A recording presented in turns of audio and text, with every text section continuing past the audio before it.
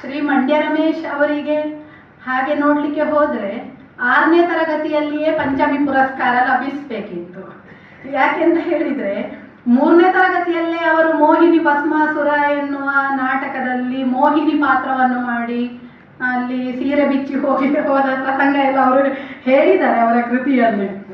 6ನೇ ತರಗತಿಯಲ್ಲಿ ಇವರು ಶಿವಶಕ್ತಿ ಮೇಳ ಎನ್ನುವಂತಹ ತಂಡವನ್ನು ಬರೀ 6ನೇ ತರಗತಿಯಲ್ಲಿರುವಾಗ ಕಟ್ಟಿ ಅದರ ಮೂಲಕ ಕೌರವನ ಗರ್ವಭಂಗ ಎನ್ನುವಂತಹ ನಾಟಕವನ್ನು ತಾನೇ ಬರೆದ್ರು, ತಾನೇ ನಿರ್ದೇಶನ ಮಾಡಿದ್ರು. ಅದೇ ರೀತಿಯಲ್ಲಿ ಅದರಲ್ಲಿ ಮುಖ್ಯ ಪಾತ್ರವನ್ನು ತಾನೇ ವಹಿಸಿದ್ರು. ಅಷ್ಟೇ ಅಲ್ಲ, ಟಿಕೆಟ್ ಪ್ರಿಂಟ್ ಮಾಡಿಸಿದ್ರು. 60 ಮಂದಿ ಸೇರುವ ಸಭಾಂಗಣದಲ್ಲಿ ಆ ನಾಟಕ ಪ್ರದರ್ಶನ ಆಯಿತು. ಹೊರಗಡೆ ಹೌಸ್ಫುಲ್ ಬೋರ್ಡ್ ಕೂಡ ಬಿತ್ತು. ಇದು ಒಂದು ದೊಡ್ಡ ಸಾಧನೆ. ಇನ್ನು ಅದು ಅಲ್ಲಿ ನೋಡ್ಲಿಕ್ಕೆ ಹೋದ್ರೆ 4 ಆಯಿತು. ಸಾಹಿತಿ, ನಾಟಕ ರಚಿಸಿದ್ರು, ನಿರ್ದೇಶಕರು, ನಟರು, ಅದೇ ರೀತಿಯಲ್ಲಿ ಸಂಘಟಕರು ಆಯಿತು. ಇನ್ನು ಸಿನಿಮಾ, ಇವರು ಪಕ್ಕದ ಬೀದಿಯಲ್ಲಿರುವ ಶಾಸ್ತ್ರಿಯವರ ತೋಟಕ್ಕೆ ನುಗ್ಗಿ ಅಲ್ಲಿ ಎಳನೀರು ಕದ್ದು ಅದನ್ನು ಗೇಟ್ ಕೀಪರ್ಗೆ ಕೊಟ್ಟು ಅಲ್ಲಿ ಸಿನಿಮಾವನ್ನು ಬಿಟ್ಟಿಯಾಗಿ ವೀಕ್ಷಿಸಿದ್ರಂತೆ. ಅದು ಕೂಡ ದೊಡ್ಡ ಸಾಧನೆ. ಆ ಕಾಲದಲ್ಲಿ ಅಷ್ಟು ದೊಡ್ಡ ಸಣ್ಣ ಹುಡುಗ ಸಾಧನೆ ಮಾಡಿದ್ರು ಅಂದರೆ ಆ ಕಾಲದಲ್ಲಿ ಅವರಿಗೆ ಒಂದು ಸುತ್ತಲಿನ ಕಲೆ ಅಥವಾ ಜಗತ್ತು, ಬದುಕು ಇವು ಎಲ್ಲದಕ್ಕೂ ಅತ್ಯಂತ ಹೃದಯವಾಗಿ ಬೌದ್ಧಿಕವಾಗಿ ಸ್ಪಂದಿಸುವಂತಹ ಮನಸ್ಸು ಅವರಿಗಿತ್ತು. ಕಲಾ ಸಂಸ್ಕಾರ ಆವತ್ತೇ ಆಗಿತ್ತು. ಮಂಡ್ಯ ರಮೇಶರನ್ನು ನೋಡಿದ್ರೆ ಅಥವಾ ಅವರ ಹೆಸರು ಕೇಳಿದ್ರೆ ನನಗೆ ಪಕ್ಕ ನೆನಪಾಗುವುದು ಚಂದಮಾಮ.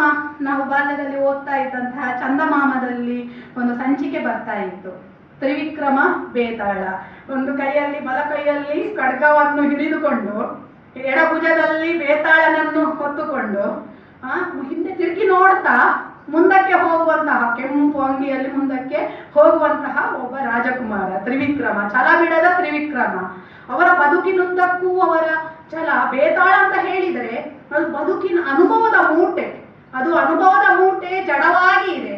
ಅದು ಕೂಡ ಕಾಯ್ತಾ ಇದೆ, ನನ್ನ ಅನುಭವ ಅಭಿವ್ಯಕ್ತಿ ಆಗಬೇಕು, ಯಾವುದೇ ರೂಪದಲ್ಲಾದರೂ ಕಲಾ ರೂಪದಲ್ಲಿ ಅಭಿವ್ಯಕ್ತಿ ಆಗಬೇಕು ಅಂತ ಹೇಳಿ ಒಂದು ಅರ್ಹ ವ್ಯಕ್ತಿಗೋಸ್ಕರ ಕಾಯ್ತಾ ಇರ್ತದೆ. ಅದನ್ನು ಹೊತ್ತುಕೊಂಡು ಹೋದಾಗ ಅದಕ್ಕೊಂದು ಜಂಗಮತ್ವ ಬರ್ತದೆ.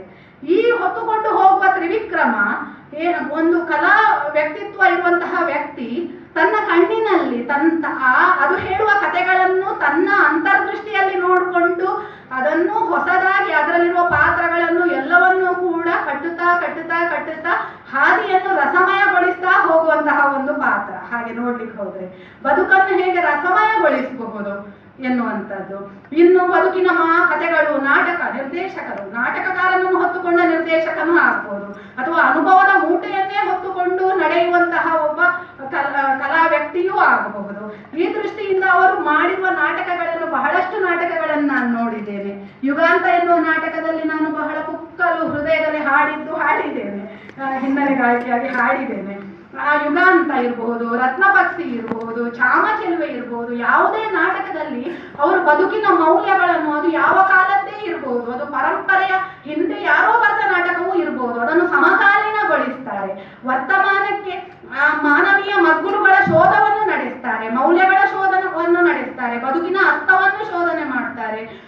ಬದಲಾಗುತ್ತಿರುವ ಕಾಲ, ದೇಶ, ಸಂದರ್ಭಕ್ಕೆ ಸರಿಯಾಗಿ ಬದಲಾಗಬೇಕಾದ ಮೌಲ್ಯಗಳ ಅಗತ್ಯವನ್ನು ಕೂಡ ಅವರು ಆ ಮೂಲಕ ಹೇಳ್ತಾರೆ. ಈ ದೃಷ್ಟಿಯಿಂದ ಅವರ ಸತ್ಯ ಮತ್ತು ಸೌಂದರ್ಯದ ಶೋಧವನ್ನು ಅವರು ತಮ್ಮ ನಾಟಕದ ಮೂಲಕ ಮಾಡ್ತಾರೆ. ಅದೇ ರೀತಿಯಲ್ಲಿ ಅವರ ಜನುಮದ ಜೋಡಿ ಆ ಒಂದು ಸಿನಿಮಾದಲ್ಲಿ ನಮ್ಮ ಮನಸ್ಸಲ್ಲಿ ಉಳ್ಕೊಂಡ್ಬಿಟ್ಟಿದೆ ಆ ಪಾತ್ರ ಕಂಸಾಳೆಯನ್ನು ನುಡಿಸ್ತಾ ಕುಣಿಯುವಂಥದ್ದು ಇರ್ಬೋದು, ಅಭಿನಯ ಇರ್ಬೋದು, ಅವರ ಆಂಗಿಕ, ವಾಚಿಕ, ಆಹಾರ್ಯ, ಸಾತ್ವಿಕ ಅಭಿನಯ ಇರಬಹುದು, ಬಹಳ ಚಂದ. ಯಾಕೆಂತ ಹೇಳಿದ್ರೆ ಅಲ್ಲಿ ಸಿನಿಮಾ ನಟರಲ್ಲಿ ಎದ್ದು ಕಾಣುವುದು ಮಂಡ್ಯ ರಮೇಶ್ ಅವರೇ. ಯಾಕಂದ್ರೆ ಅವರು ರಂಗಭೂಮಿಯಿಂದ ಬಂದವರು. ಆ ಚೈತನ್ಯ, ಜೀವಂತಿಕೆ ಅವರಲ್ಲಿ ನಾವು ನೋಡ್ಬೇಕು. ಅದೇ ರೀತಿಯಲ್ಲಿ ಇನ್ನೊಂದು 2 ಸಿನಿಮಾ ಸಾಕು ಅವರು ಜನಪ್ರಿಯ. ಅದರಲ್ಲಿ 2 ಸಿನಿಮಾದಲ್ಲಿ ಆಗಿದ್ದಾರೆ. 350ಕ್ಕೂ ಹೆಚ್ಚು ಸಿನಿಮಾಗಳಲ್ಲಿ ಅವರು ನಟನೆ ಮಾಡಿದ್ದಾರೆ. ಅದರಲ್ಲಿರುವ ದುಡ್ಡನ್ನೆಲ್ಲ ತಂದು ಅವರಿಗೆ ಸಾಮಾಜಿಕ ಜವಾಬ್ದಾರಿ ಇದೆ, ಹೊಣೆಗಾರಿಕೆ. ನನ್ನಲ್ಲಿಯೇ ನಾಟಕ ಪರಂಪರೆ ಮುಗಿಬಾರದು, ಮುಂದಿನ ಪೀಳಿಗೆಗೆ ಮಕ್ಕಳಿಗೆ ನಾಟಕ ಕಲಿಸಿದರೆ ಅವರು ಹರೆಯದವರಾಗುವಾಗಲೂ ಆ ನಾಟಕದ ಹುಚ್ಚು ಒಮ್ಮೆ ಹಿಡಿದ್ರೆ, ಮಂಡ್ಯ ರಮೇಶ್ರು ಹಾಗೆ ಬಾಲ್ಯದಲ್ಲೇ ನಾಟಕದ ಹುಚ್ಚು ಹಿಡಿಸ್ಕೊಂಡವರು. ಆ ನಾಟಕವನ್ನು ಅವರು ಕೊನೆ ತನಕ ಬಿಡುವುದಿಲ್ಲ ಎನ್ನುವಂತಹ ಒಂದು ಅರಿವು ಅವರಿಗೆ ಇರುವುದೇ ಪ್ರಜ್ಞೆ ಇರುವುದರಿಂದ ಅವರು, ಇಲ್ಲದಿದ್ರೆ ನಾವು ಶ್ರೀಮಂತಿಕೆ ಎನ್ನುವುದಕ್ಕೆ ಒಂದು ವ್ಯಾಖ್ಯೆ ಹೇಳಿದ್ರೆ ಬರೇ ಒಂದು ಗೊಬ್ಬರದ ಹುಳುವಿನ ಹಾಗೆ, ಬರೇ ಭೋಗ ಭಾಗ್ಯ ಇವುಗಳನ್ನು, ಬಂಗಲೆ ಕಾರು ಇದನ್ನೆಲ್ಲ ಮಾಡಿಕೊಂಡು ಸುಖವಾಗಿ ಬದುಕಬಹುದು, ಸಿನಿಮಾ ಮಾಡಿಕೊಂಡು ದುಡ್ಡು ಮಾಡಿಕೊಂಡು. ಅವರು ಯಾಕೆ ಅದನ್ನು ನಟನಕ್ಕೆ ಸುರಿದ್ರು? ಅವರ ಪತ್ನಿ ತಾಳಿಯನ್ನು ಅಡವಿಡ್ಲಿಕ್ಕೆ ಕೊಡ್ತಾರೆ ಕೊನೆಗಳಿಗೆಯಲ್ಲಿ ದುಡ್ಡು ಇಲ್ಲದಿದ್ದಾಗ. ಅಂತಹ ಒಂದು ಅವರ ಪತ್ನಿಯ ನಟನೆಯನ್ನು ನಾನು ನೋಡಿದ್ದೇನೆ. ಸದಾರಮೆ ಎನ್ನುವ ನಾಟಕದಲ್ಲಿ ಎಂತಹ ಅಪ್ರತಿಮ ನಟಿ ಅವರು. ಆ ಕಂಠ, ಆ ಕೊರಳು, ಸದಾರಮೆಯನ್ನು ನೋಡ್ಬೇಕು. ಅದೇ ರೀತಿ ಅವರ ಮಗಳು ಒಂದು ರಂಗ ದೇವತೆ. ನಾನು ಯಾವಾಗ್ಲೂ ಮಂಡ್ಯ ರಮೇಶ್ ಅವರ ಹತ್ರ ಮಗಳ ವಿಷಯ ಬಂದ ಕೂಡಲೇ ಅವರಿಗೆ ಅದು ಗೊತ್ತಿದೆ. ನಾನು ಹೇಳುದು, ಅವರು ಉತ್ತರಾದಿ ಸಂಗೀತ ಯಾರು ದಿಶಾ ಕಲ್ತಿದ್ರೆ ಸಂಗೀತ ಲೋಕವನ್ನೇ ಆಡ್ತಿದ್ರು ಅಂತ ಹೇಳಿ. ಈಗಲೂ ಆ ನಟನೆ ಇರ್ಬೋದು, ಅವರ ಬೇರೆ ಬೇರೆ ಕಣಿವೆಯ ಹಾಡು ಇರ್ಬೋದು, ನಟನೆಗಳನ್ನು ನಾನು ಗಮನಿಸಿದ್ದೇನೆ. ಈ ದೃಷ್ಟಿಯಿಂದ ಕಿರುತೆರೆಯಲ್ಲೂ ಅವರು ನಟನೆ ಮಾಡ್ತಾ ಇದ್ದಾರೆ. ಮತ್ತು ರಂಗಭೂಮಿ ಎನ್ನುವುದು ಹೇಗೆ ಒಂದು ಮನುಷ್ಯ ಸಂಬಂಧವನ್ನು ಬೆಳೆಸುತ್ತದೆ ಅಂತ ಹೇಳಿದ್ರೆ, ಅವರು ನಾಗಮಂಡಲದಲ್ಲಿ ಹೊತ್ತುಕೊಂಡು ಅಪ್ಪಣ್ಣ ಕುರುಡಮ್ಮನನ್ನು ಹೊತ್ತುಕೊಂಡು ಹೋಗುವ ಚಿತ್ರ ಎಲ್ಲರ ಮನಸ್ಸಲ್ಲಿ ಉಳ್ಕೊಂಡು ಬಿಡ್ತಾರೆ ನೋಡಿದ್ರೆ. ಆ ಬಿ ಜಯಶ್ರೀ ಅವರು ನಟನದ ಕಟ್ಟಡವನ್ನು ಕಟ್ಟುವ ಹೊತ್ತಿಗೆ ಸ್ವಂತ ಮಗನೇ ಆಗಿ ಹೋಗ್ತಾರೆ. ಇವರು ಅಲ್ಲಿ ಪಾತ್ರ ಮಾಡಿದ್ದು ಇಲ್ಲಿ ಸ್ವಂತ ಮಗನೇ ಆಗಿ ಹೋಗ್ತಾರೆ. ಮಗನಿಗೆ ಅವರು ಸಹಾಯ ಮಾಡ್ತಾರೆ. ಇದು ಮಾನವೀಯ ಸಂಬಂಧಗಳನ್ನು ಬೆಸೆಯುವ ರಂಗಭೂಮಿ. ಇದು ರಂಗಭೂಮಿಯಲ್ಲಿ ಮಾತ್ರ ಸಾಧ್ಯ, ಬೇರೆ ಕಲೆಗಳಲ್ಲಿ.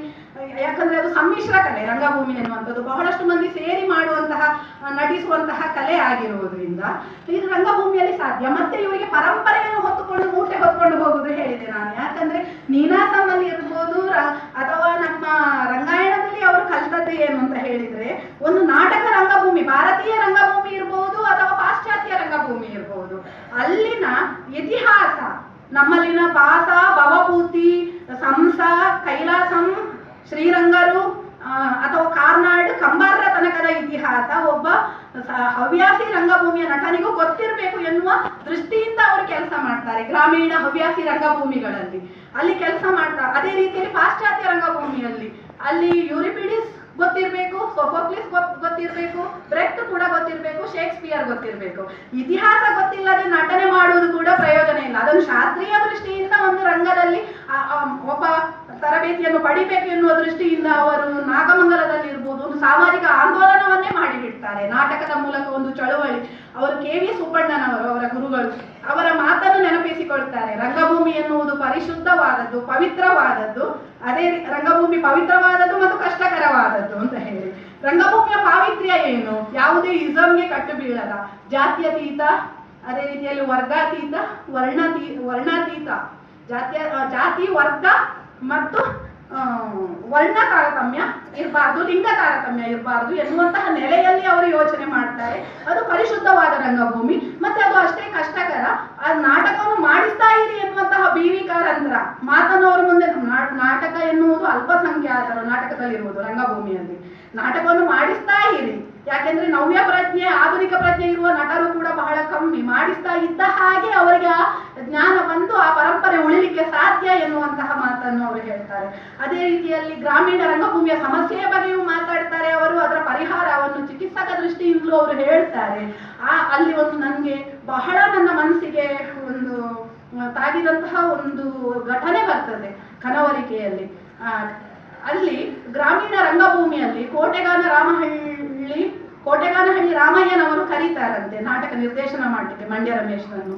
ಅಲ್ಲಿ ಒಬ್ಳು ನಟಿ ಹೇಳ್ತಾಳಂತೆ ಮಾತಾಡ್ತಾ ಇರ್ಬೇಕಾದ್ರೆ, ಸರ್ಕಾರದ ಯಾವುದೇ ಫಾರಂ ಅನ್ನು ನಾನು ಭರ್ತಿ ಮಾಡಬೇಕಾದ್ರೆ ಅಲ್ಲಿ ಅಪ್ಪ ಎನ್ನುವಲ್ಲಿ ನನ್ನ ಅಪ್ಪನ ಹೆಸರು ಹಾಕಬೇಕು. ಆದ್ರೆ ನಾನು ನನ್ನ ಅಮ್ಮ ದೇವದಾಸಿ ಆಗಿದ್ರು, ಬಸವಿ ಬಿಟ್ಟಿದ್ರು, ಅದರಿಂದಾಗಿ ನನ್ನ ಅಪ್ಪನ ಹೆಸರನ್ನು ಹೇಗೆ ಹಾಕ್ಲಿ, ನಂಗೆ ಅಪ್ಪ ಇಲ್ಲ.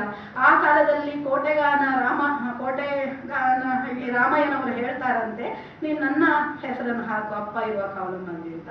ಎಂತಹ ವಿಶಾಲ ಮನಸ್ಸು ನೋಡಿ. ನನ್ನ ಕಣ್ಣೀರು ಬಂತು. ಇಂತಹ ಎಲ್ಲ ಪ್ರಸಂಗಗಳು ಅವರ ಪುಸ್ತಕಗಳು ರಂಗತಜ್ಞರಿಗೆ, ರಂಗ ಅಧ್ಯಯನ ಮಾಡುವವರಿಗೆ ಬಹಳ ಒಳ್ಳೆಯ ಕೃತಿಗಳನ್ನು ಅವರು ಕೊಟ್ಟಿದ್ದಾರೆ ಬರಹಗಾರರಾಗಿ.